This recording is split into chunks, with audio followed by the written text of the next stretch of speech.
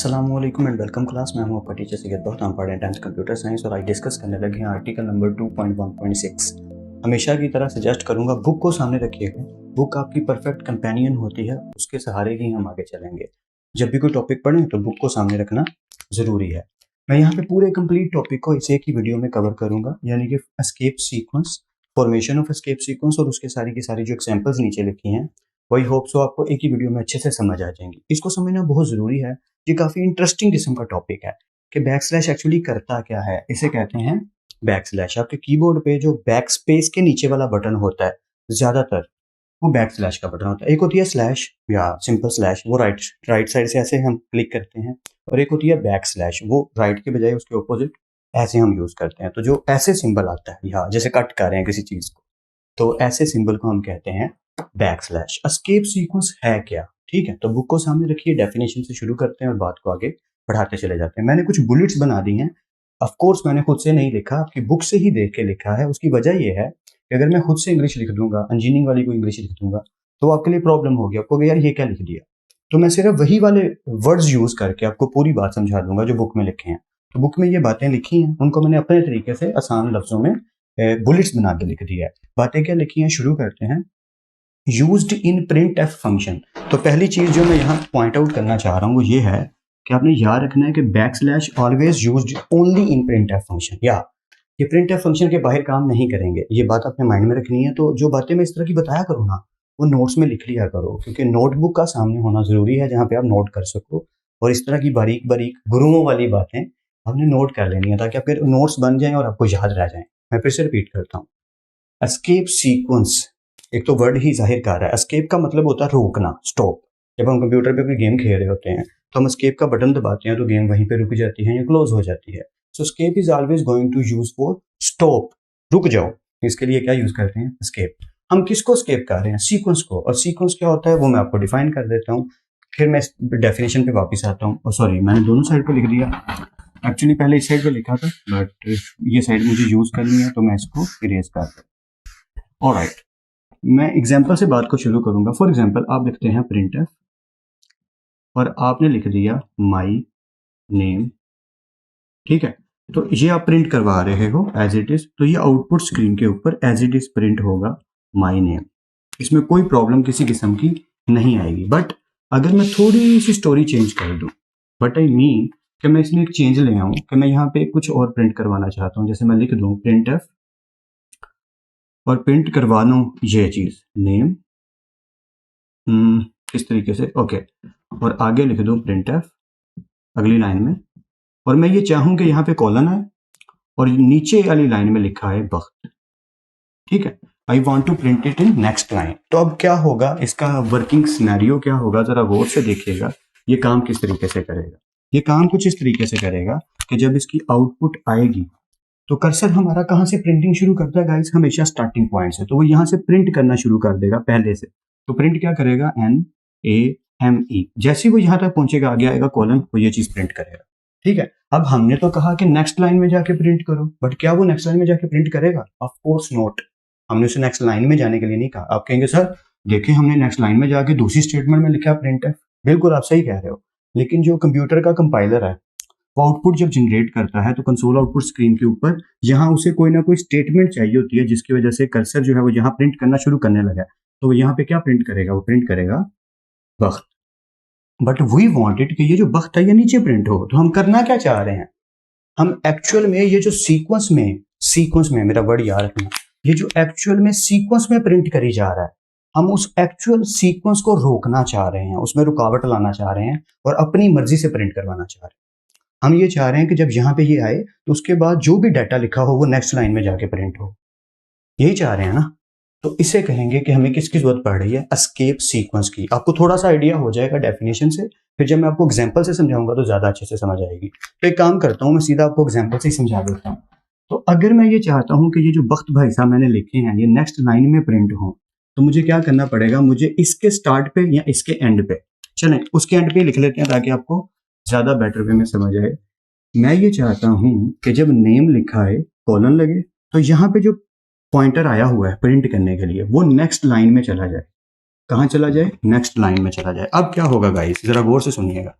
अब कुछ यूं होगा कि सीक्वेंस एस्केप होगा, सीक्वेंस को रोका जाएगा, तोड़ा जाएगा, हमारी मर्जी के मुताबिक चलाया जाएगा। देखो कैसे, प्रिंट एफ शुरू किया, एन प्रिंट किया, नेम वर्ड पूरा प्रिंट किया, कॉलन प्रिंट किया। जब इसने कॉलन को प्रिंट किया, ठीक है, तो उसके बाद क्या चीज आ गई, बैक स्लैश आ गया।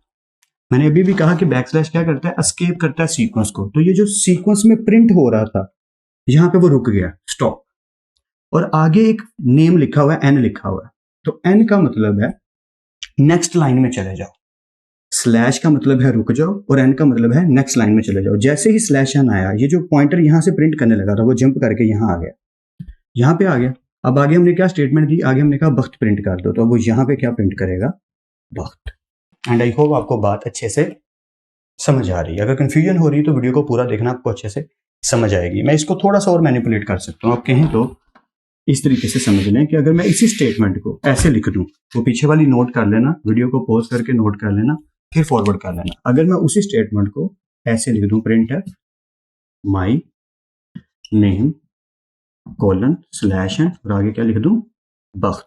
मैं क्योंकि रफ लिख रहा हूं तो सॉरी, राइटिंग बुरी आ सकती है, माजरत उसके लिए। तो मैंने क्या लिखा, माई नेम कॉलन, कॉलन आ गया। जैसे ही स्लैश एन आया, जैसे ही स्लैश एन आया, ठीक है, तो स्लैश एन भाई साहब ने क्या किया कि इस कॉलन के बाद एस्केप सीक्वेंस, रोका सीक्वेंस को, और नेक्स्ट लाइन में चला गया, और आगे क्या प्रिंट कर दिया, तो हम ऐसे भी कर सकते हैं। तो इसलिए इसका नाम क्या है, एस्केप सीक्वेंस। ये प्रिंट जो हो रहा होता है, जो प्रिंट है फंक्शन सीक्वेंस में अल्फाबेट्स को प्रिंट कर रहा होता है, उसको ये क्या करता है, एस्केप करता है, रोकता है, और उसके बाद क्या करता है, कोई ना कोई फंक्शन, कोई ना कोई एक्टिविटी परफॉर्म करता है, कोई ना कोई एक्टिविटी परफॉर्म करता है। वो कैसे, जरा इसको अब अच्छे से पढ़ लेते हैं। आई होप आपको ट्रेलर समझ आ गया, मूवी भी समझ आ जाएगी। शुरू करते हैं। Used in print F function, ये सिर्फ और सिर्फ प्रिंट एफ फंक्शन के अंदर ही यूज होता है, इन्वर्टेड कॉमास के अंदर ही यूज होता है।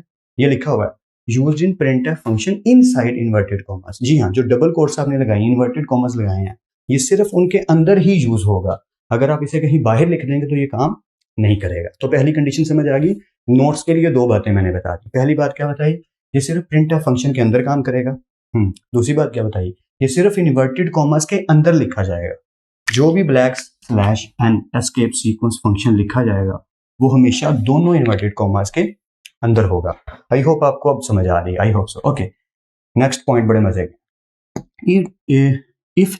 इफ नहीं आएगा, इट आएगा यार, सॉरी, इफ लिख दिया। It change the normal behaviour of print F. Of course ना, नॉर्मल बिहेवियर क्या था कि कैसे प्रिंट होना चाहिए था नॉर्मल बिहेवियर के अकॉर्डिंग। नॉर्मल बिहेवियर ये था, लिखा आता my, सॉरी मैंने माई लिख दिया, इसको मैं रेज कर देता हूँ। नॉर्मल बिहेवियर ये था, कैसे प्रिंट होता, लिखा आता NAME कोलन, आगे आता स्लैश एन इधर प्रिंट होना चाहिए था, और वक्त आगे प्रिंट होना चाहिए था। ये नॉर्मल बिहेवियर था। बट हमने क्या किया, हमने गड़बड़ कर दी। हमने उसके अंदर फंक्शन को यूज किया, इट्स ओके, इट्स इंक। हमने लिखा नेम कॉलन, और आगे जो वक्त प्रिंट हो रहा है वो नेक्स्ट लाइन में चला गया। क्योंकि वो नेक्स्ट लाइन में चला गया तो उसने किस चीज को चेंज किया, उसने चेंज कर दिया नॉर्मल बिहेवियर को। उसने किसको चेंज कर दिया, नॉर्मल बिहेवियर को, जो प्रिंट एफ फंक्शन का है। आई होप आप पॉइंट को अच्छे से समझ पा रहे हो कि मैं पॉइंट आउट क्या बात कर रहा हूँ। इसने नॉर्मल बिहेवियर को प्रिंट एफ के चेंज कर दिया। आई होप यहां तक आपको क्लियर है। Point number 3, it always consist of 2 characters. जी हाँ, एस्केप सीक्वेंस जब भी चलेगा 2 कैरेक्टर पे चलेगा। पहला कैरेक्टर हमेशा, अच्छा आगे मैंने लाइन लिखी होगी, या it always consist of 2 characters. First character is always backslash and second character varies according to the functionality. अब इसका क्या मतलब हुआ, देखो अगर हमने ऐसे प्रिंट कर दिया तो पहला जो कैरेक्टर है बैकस्लैश, वो एस्केप सीक्वेंस का पहला कैरेक्टर बैकस्लैश क्या कह रहा है, रुक जाओ। और नेक्स्ट कैरेक्टर क्या कह रहा है, अगली लाइन में चले जाओ। आपके कीबोर्ड पे एंटर का बटन होता है, ये वाला ऐसे करके आपका सिंबल बना होगा। और जो लोग फोन पे टाइपिंग करते हैं वो अक्सर टाइपिंग करते करते क्या होता है कि हम चैट कर रहे होते हैं या मैसेज लिख रहे होते हैं, तो हम नेक्स्ट लाइन में जाना चाहते हैं। लिखते लिखते सेंटर से ही लाइन को ब्रेक करके अगली लाइन में जाना चाहते हैं, तो हम क्या करते हैं, हमारे फोन के कीबोर्ड पे ये वाला बटन बना होता है। जो काम ये वाला बटन करता है वही काम हमारा स्लैश एन करता है प्रिंट एफ फंक्शन के अंदर। आई होप सो आपको कुछ ना कुछ आइडिया जरूर हो गया। अगर कहीं कोई भी कंफ्यूजन है तो वीडियो को पीछे करके आप देख सकते हो। मैं आपको थोड़ा सा एग्जांपल्स पॉइंट ऑफ व्यू से बता दूं कि अलग अलग किस्म के बैकस्लैश काम कैसे करते हैं और हमें इनकी जरूरत कैसे पड़ती है।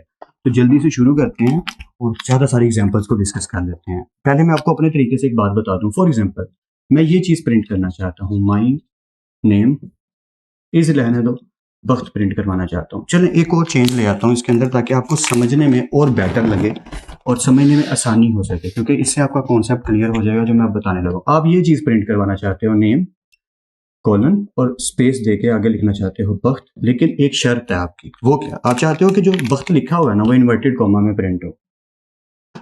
आप कहेंगे सर ये तो इजी है, ये कोई बड़ी प्रॉब्लम की बात नहीं है। लिख लेते हैं print F name colon inverted comma और आगे लिख देते हैं बख्त। That's it. सर आप तो यही कह रहे हैं ना। आप शायद एक चीज़ भूल गए। क्या?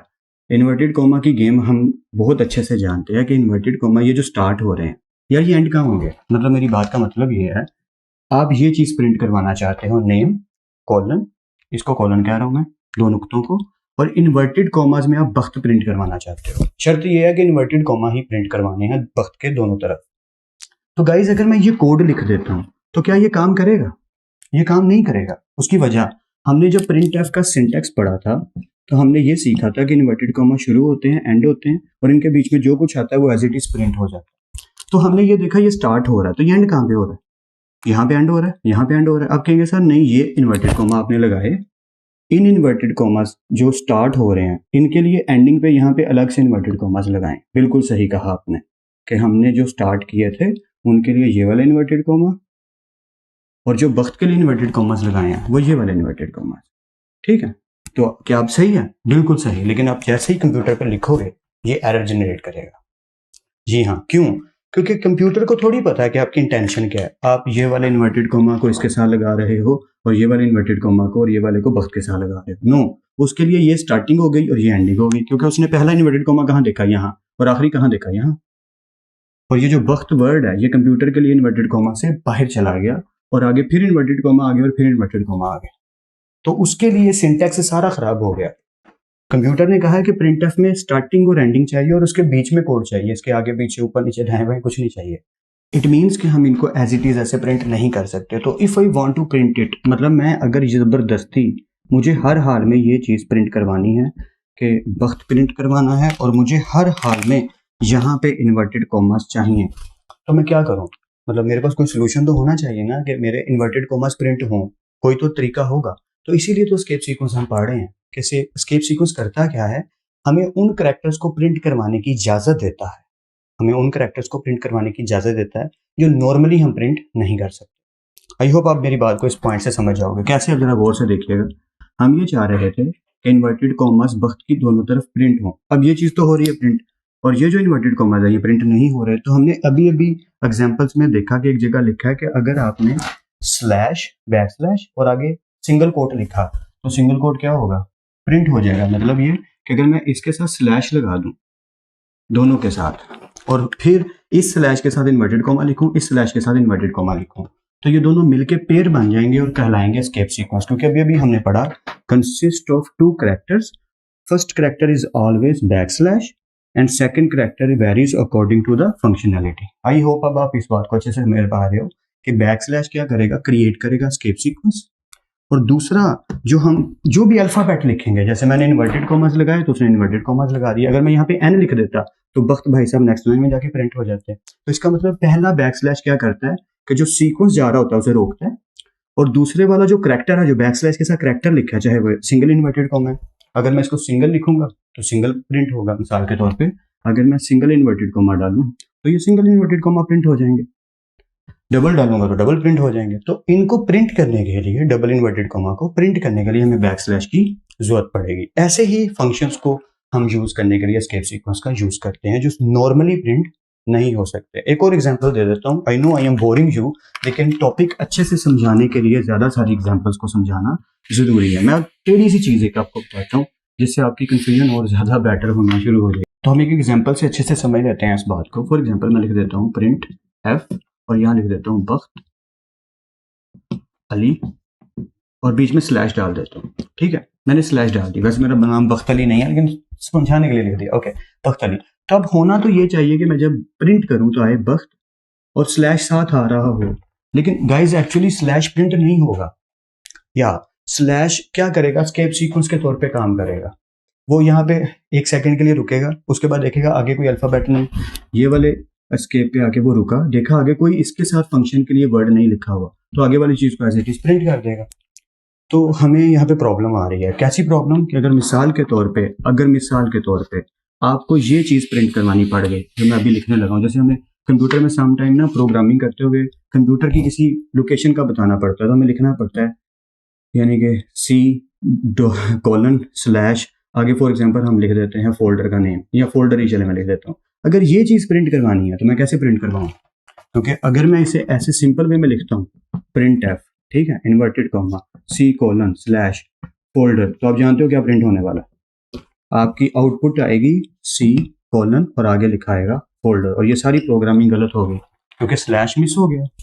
सो if you want to print a slash, क्योंकि अब ऐसी कोई चीज जो कि सिंपल वे में प्रिंट नहीं हो सकती, तो उसकी हेल्प के लिए आपको एस्केप सीक्वेंस की जरूरत पड़ेगी। तो अब अगर आपने स्लैश प्रिंट करवाना है, तो आपकी बुक में एग्जांपल लिखी है कि अगर आप स्लैश प्रिंट करवाना चाहते हैं, प्रिंट बैक स्लैश, तो आपने क्या करना है कि 2 दफा बैक स्लैश लगा देंगे। जी हाँ, तो ये जो आपने 1 दफा बैक स्लैश लगाई थी, इसकी जगह 2 दफा लगा दें। अब क्या होगा, ये जो एक बैक स्लैश है ये as a escape sequence work करेगी, और ये एज ए सेकेंड करेक्टर जो था उसके तौर पर यूज होगी, और यहाँ पे बैक स्लैश क्या होगा, प्रिंट हो जाएगा। थोड़ा सा टेढ़ा है टॉपिक, पर मेरा है, क्या करें, ऐसा ही है ये। समझाने के लिए मैं फिर से रिपीट कर देता हूँ। फर्स्ट बैक स्लैश एस्केप करेगी, सीक्वेंस को रोकेगी, और सेकंड कैरेक्टर जो भी होगा, चाहे वो बैक स्लैश है, वो बैक स्लैश प्रिंट करेगा, एन नेक्स्ट लाइन में ले जाएगा।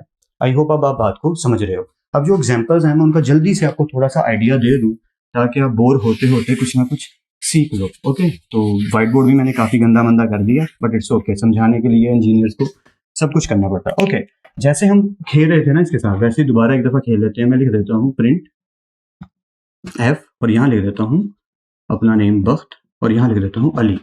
ओके, अब मैं इसके साथ गेम्स खेलूंगा छोटी छोटी, ठीक है, आप जरा देखते जाइएगा। जैसे मैंने स्लैश एन अगर लगाया तो क्या होगा, ये जो बख्त लिखा है ये एज इट इज आएगा, और स्लैश एन की वजह से अली क्या होगा, नेक्स्ट लाइन में चला जाएगा। इस पे आई होप अब आपको कोई ऑब्जेक्शन नहीं है, समझ आ रही है। ओके, इसी तरीके से मैंने सिर्फ एक चीज चेंज की, वो क्या, ये जो एन लिखा था ना गाइज, इसकी जगह टी ले आया, स्लैश एन की जगह क्या लिख दिया, टी। तो हमने slash T slash N for next line, slash T for tab. अब ये टैब क्या चीज है, तो आप याद रखिएगा, कीबोर्ड में कंप्यूटर में तो होता है ना कि हम अगर स्पेसिस देनी होती हैं हमने, तो स्पेस का बटन प्रेस कर ही जाते हैं, थोड़ा आगे जा ही जाते हैं। लेकिन कीबोर्ड में भी टैब का बटन होता है। वो काम क्या करता है, अगर आप एमएस वर्ड में टाइपिंग कर रहे हैं और अगर आपको थोड़ा सा एरिया छोड़ के कुछ प्रिंट करवाना है, जैसे अक्सर होता है कि हमने लिखा होता है नेम कॉलन, और थोड़ा एरिया छोड़ के हम आगे प्रिंट करवा रहे होते हैं कोई चीज, तो ये जो आपने एरिया छोड़ा, ये 6 to 7 स्पेसिस होती हैं एक्चुअली, या इंजीनियरिंग के तौर पे माइंड में रखना। तो टैब यही काम करता है, ये 6 to 7 या फिर 7 to 8 कह लो, क्योंकि इंटरनेशनल स्टैंडर्ड के हिसाब से यही है, ये 7 to 8 स्पेसिस डालता है। तो जैसे ही आपने वक्त लिखा, प्रिंट हुआ, स्लैश टी क्या करेगा, 7 to 8 स्पेसिस छोड़ेगा और आगे क्या प्रिंट कर देगा, अली। तो slash T is actually using for making 7 to 8 spaces automatically. I hope ये पॉइंट समझ आ रहा है, ठीक है। तो मैं इनको रीड आउट कर देता हूँ। वैसे तो आपको आई होप सो सारा का सारा टॉपिक अच्छे से समझ आ गया हो, कहीं कंफ्यूजन है वीडियो को पीछे करके देख सकते हो, और कंप्यूटर पे इसकी प्रैक्टिस जरूर करना, आपको मजा भी आएगा, सीखने को भी मिलेगा। वीडियो को पॉज किया करो, साथ ही खोल लिया करो अपना जो आपका कोड ब्लॉक्स है, ठीक है, और उसको ओपन करके उसके अंदर सारा प्रोग्राम लिखा हो, साथ साथ वीडियो देखी, साथ साथ इंप्लीमेंट किया। जैसे जैसे इंप्लीमेंट करते जाओगे सीखने को नॉलेज मिलता चला जाएगा। ओके, सो स्लैश एन लगाएंगे तो क्या होगा, नेक्स्ट लाइन में जाएगा, आगे वाला प्रिंट होने वाला। स्लैश टी लगाएंगे तो टैब होगा, यानी 7 to 8 स्पेसिस प्रिंट होंगी। स्लैश सिंगल कोट के लिए सिंगल स्लैश, और सिंगल डॉट ये जो आएगी आपकी सिंगल कोट, और अगर डबल इन्वर्टेड कॉमा डबल करना है तो डबल, लेकिन स्लैश जब तक नहीं लगाओगे ये प्रिंट नहीं होंगे। ओके, सिंगल कोट हो जाता है प्रिंट बहरहाल। ओके, स्लैश ए ये साउंड जनरेट करता है, अलर्ट साउंड जनरेट करना चाहते हो तो हम इसका यूज करते हैं। डबल स्लैश करता है प्रिंट बैक स्लैश, यानी अगर बैक स्लैश प्रिंट करवानी, जो मैंने पहले एग्जांपल करवाई, अगर बैक स्लैश ही प्रिंट करवानी है तो 2 दफा लगानी पड़ेगी, तभी वो प्रिंट होगी, सिंगल टाइम्स प्रिंट नहीं होगी। आई होप सो मैंने बोर तो किया, लेकिन आपको टॉपिक अच्छे से समझ आ गया हो। मेरी कोशिश यही थी कि थोड़ा डिटेल में जाके समझाऊं, क्योंकि ये टॉपिक अक्सर स्टूडेंट जो है ना मिस कर जाते हैं, अच्छे से क्लास में नहीं समझ पाते, कंफ्यूजन होने लग जाती है, या कई दफा ऐसा भी होता है कि हमें समझ नहीं आती, हम झिझक में ना टीचर को बताते हैं ना क्लास फेलोज को बताते हैं। तो मेरी कोशिश थी कि ऐसा लेक्चर क्रिएट करूं जो लाइफ टाइम आपको भूले ना। आई होप कि आपको समझ आ गई हो। किसी को थोड़ी सी भी कंफ्यूजन है, वीडियो को 2 to 3 टाइम्स जरूर देखो, आपको और अच्छे से समझ आएगी। आई नो कि कुछ टॉपिक्स होते हैं जिन्हें समझने में टाइम लगता है, तो ये भी उनमें से एक है। थोड़ा सा टाइम जरूर लगेगा, लेकिन आई एश्योर्ड इट कि अगर आप 2-3 दिन एक ही टॉपिक की प्रैक्टिस करोगे, देखना वीडियो को सिर्फ 2-3 दफा, एक दफा भी देख लो तो काफी है, अगर समझ आ गई है तो नोट्स बनाओ अपने और कंप्यूटर पे प्रोग्राम्स में ज़्यादा से ज़्यादा इसकी प्रैक्टिस करो। जितनी ज़्यादा प्रैक्टिस करोगे आपका कॉन्सेप्ट उतना अच्छा बिल्ड होता चला जाएगा। और मेरा मकसद यही है कि आपके कॉन्सेप्ट्स बनाऊं, आपको इसी लेवल पे काफ़ी इंजीनियरिंग का नॉलेज दे दूँ। And I hope so I have you well. फिर मिलते हैं नेक्स्ट लेक्चर में। तब तक अपना और अपने घर वालों का बहुत ख्याल रखिएगा। खुदा आप सबको बेहद खुश रखे, बहुत कामयाब। खूब मेहनत करते रहिए लेकिन स्मार्ट वर्क के साथ। अल्लाह हाफिज़ क्लास।